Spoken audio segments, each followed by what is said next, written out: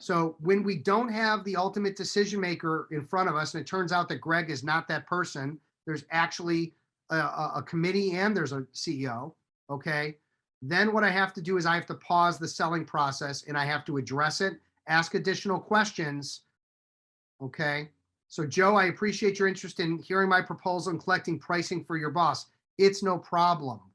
So you guys know I talked about okay, not okay earlier. Is anybody picking up on what the magic words are, what I'm doing here?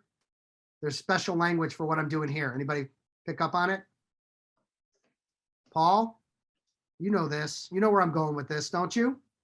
Yeah, you're gonna basically say, I appreciate the, that you're happy here and collecting information and gathering all that, but what would be the, is there a way, and trying to get a way where you can find out how you can get before the boss to present yourself. So we call that, Paul, agree and redirect. Yeah, you got it, buddy. So we're going to give them a nice agreement. That sounds fantastic. I really appreciate that you need to do that. And that's fantastic. And that's not where I'm going at all.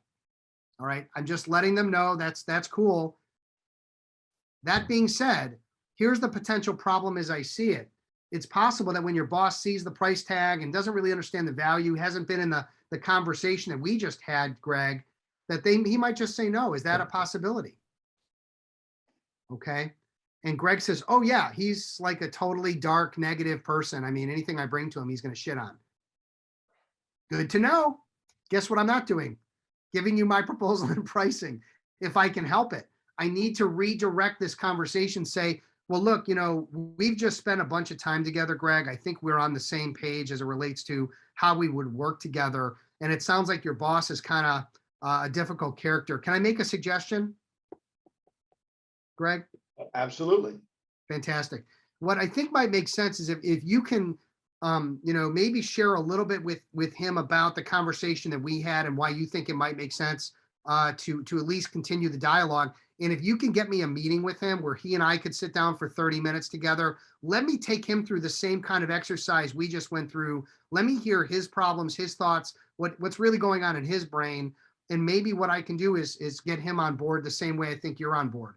That might be better than giving you this information that he's just going to shoot down ultimately. Are you open to giving that a shot with me and seeing if we can make that happen?